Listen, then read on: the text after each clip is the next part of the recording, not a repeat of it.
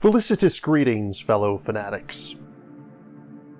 Welcome back, one and all. I'm Adam the Fanatic, and today we're taking a look at Extinction Eclipse, a sci-fi real-time strategy game by Tuanis Apps. Please do keep in mind that this is a preview based off of an unfinished game. As such, nothing herein is finalized, and anything seen herein is subject to change. Before we get started, what was the first real-time strategy game you remember playing? Let me know in the comments, and then let's begin. In Extinction Eclipse, you'll take on the traditional RTS role of a nameless commander. An unknown alien force has begun constructing massive hexagonal structures at the L1 Lagrange Point, the spot in space where an object can maintain a stable position between the Sun and Earth. Because of this, temperatures on Earth are rapidly dropping and crops are withering as a result. Your task as Admiral is to locate, identify, and eliminate the threat.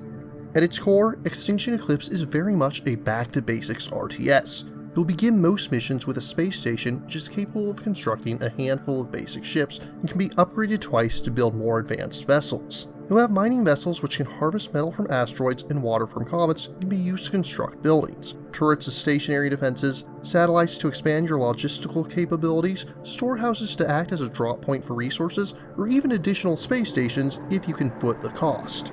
Your fleet will consist of a handful of different ship types. You have probes which reveal a large area of the map around them and are capable of cloaking if it finds itself in a firefight. Repair drones do just what their name implies, allowing you to repair damaged ships and structures. Fighters and cruisers are the workhorses of your fleet. Fighters are small and relatively weak, but cheap and speedy. Cruisers are the opposite, heavily armed and armored, but quite slow and costly.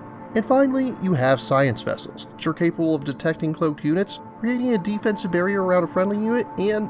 wait a minute, I'm sorry, wrong sci-fi RTS. Science vessels are capable of disabling barriers, allowing your fleet to assault otherwise impassable enemy positions. But you must be careful, as you cannot build new science vessels. You have a limited number that you'll gain access to in the campaign, and once they're gone, they're gone.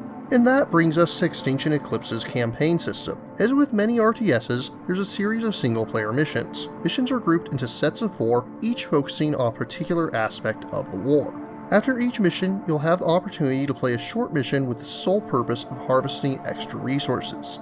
After each mission, any ships you have will be placed into a reserve which can be brought into later missions. Please bear in mind that I'm playing a pre-release version of the game in which there was no cap on this, but the developer has since set a limit for each mission. Eventually, you will be given the opportunity to bring the full force of your fleet to bear against the alien threat in the final missions. Additionally, any metal or water you have left over at the end of a mission will go into a reserve. You won't be able to take this stockpile into new missions, but you will be able to spend it on permanent upgrades that will persist throughout the campaign, such as extra armor or firepower for your fighters, more powerful engines for your cruisers, increased cargo capacity for your miners, as well as several other options. Presentation-wise, things are a bit of a mixed bag. I do like the graphics, they look quite good in motion, you can clearly tell what everything is. On the other hand, I could do without the voice acting. I understand that voice acting can get quite expensive. This is why most indie titles tend to skip out on it entirely. Control-wise, the game feels a little awkward. The control scheme feels a lot like the older Command & Conquer titles, and while those certainly hold a lot of nostalgia, I do feel it's rather outdated. Even Command & Conquer itself has moved to the left-click select, right-click order controls in its more recent iterations.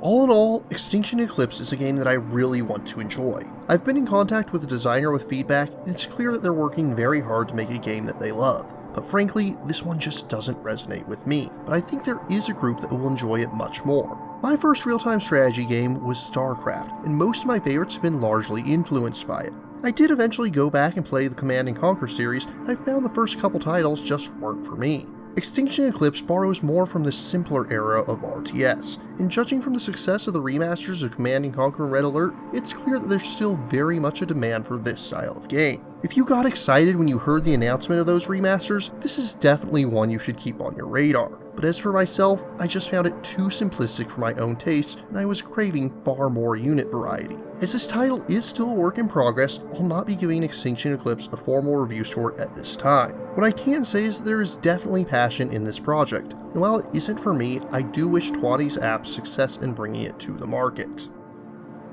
Extinction Eclipse is coming soon to PC via Steam as well as the Nintendo Switch. If you're interested in purchasing, trying out the demo for yourself, or learning more, links are included in the description.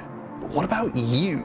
What do you think of Extinction Eclipse? What upcoming RTSs are you looking forward to? If you have any questions, remarks, or opposing points of view, leave them in the comments down below.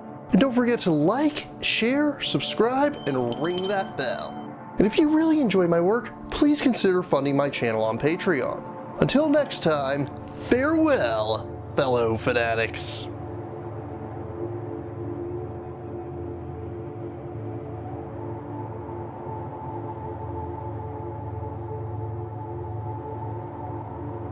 Thank you again for watching. I have plenty more to share with you if you're interested. You can click up here above my head to subscribe to my channel.